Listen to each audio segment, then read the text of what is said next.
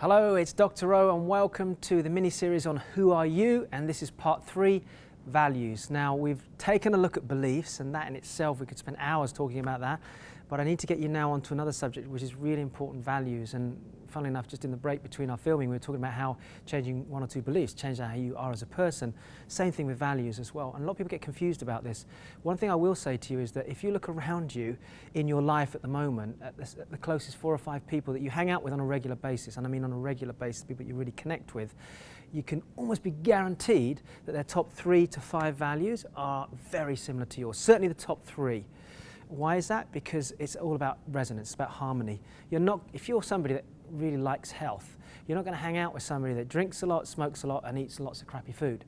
And that's nothing negative about that person, it's just that your values over here hold health so dearly that it doesn't even align with you or vibrate energetically to be around somebody that's not healthy. So by the pure nature of science and physics, we vibrate in harmony with that which we are in resonance with.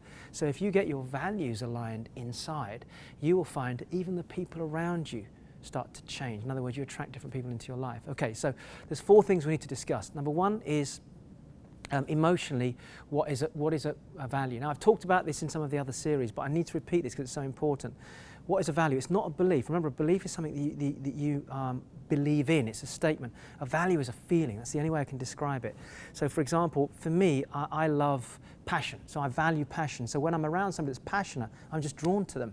Even if their passion is towards ants. But if they're passionate enough about ants, I'm going to sit and talk to them because they've got that vibration in them. I also value health. I value connection with other people. So if I'm in a group, I want to talk to people. I want to get a sense of who that person is I'm dealing with. But equally, I value success, and I value achievement, and I value reading and studying and intellect, because that's a feeling I want to feel as well. I want to feel like I'm somebody that I have that sense of knowledge in me.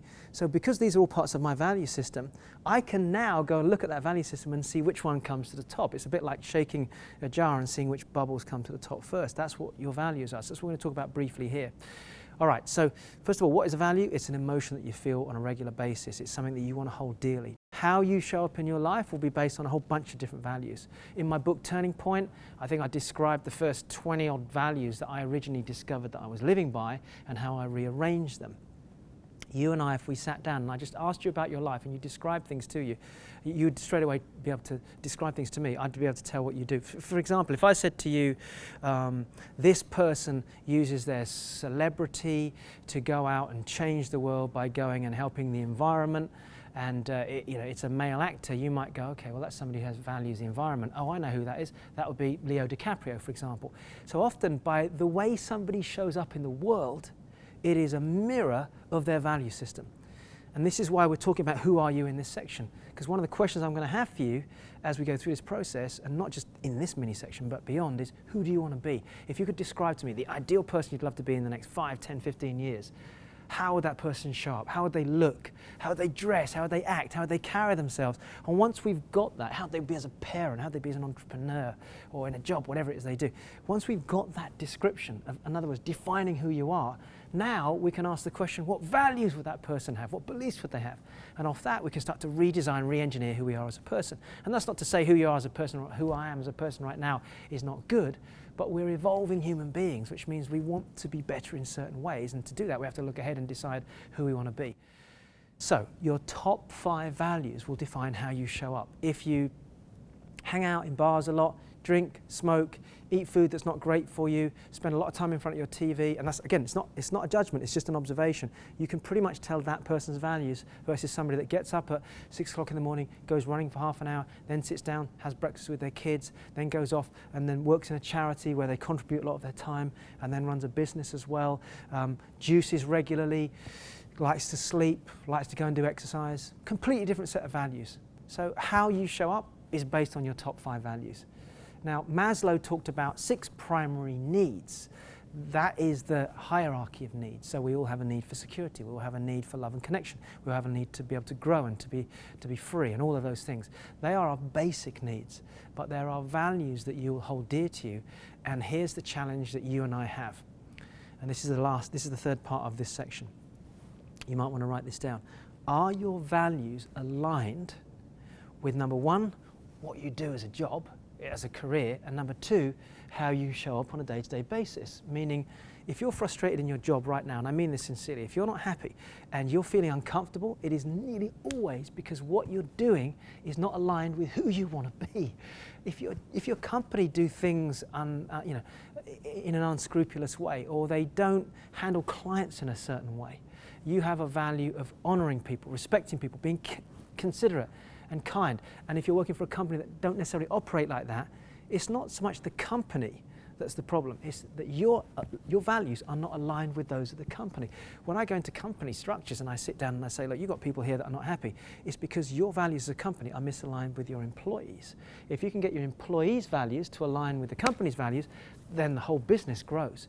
So you've got to think about this. Are you in a job right now, or are you in a business? Some people go, I love trading the stock market. But guess what? One of their primary values is safety and security and doing things slowly. If you trade the stock market, it's a lot about movement. It's about being able to make decisions quickly. It's about a little bit of instability. It's about understanding the risk.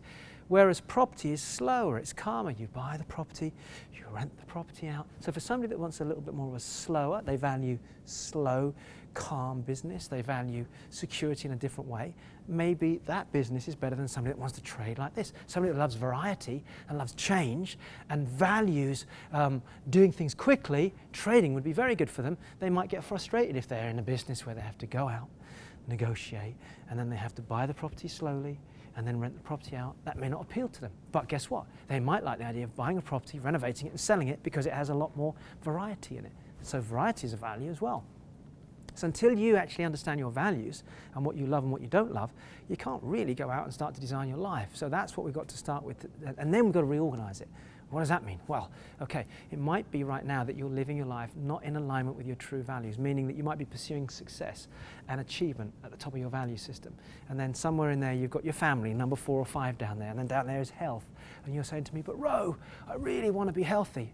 But that's not showing up on how you're actually living. How you're actually living is success, success, success. Health is down here. What if we moved health up?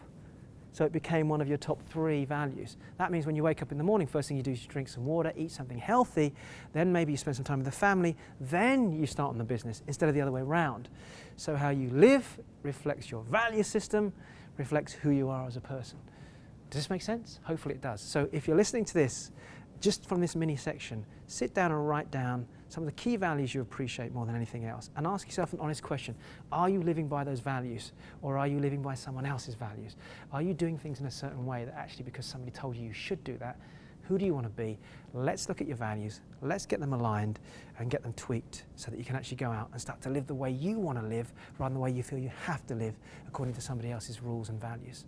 If that makes any sense, join me on the next section, which is part 4, which is all about living with passion.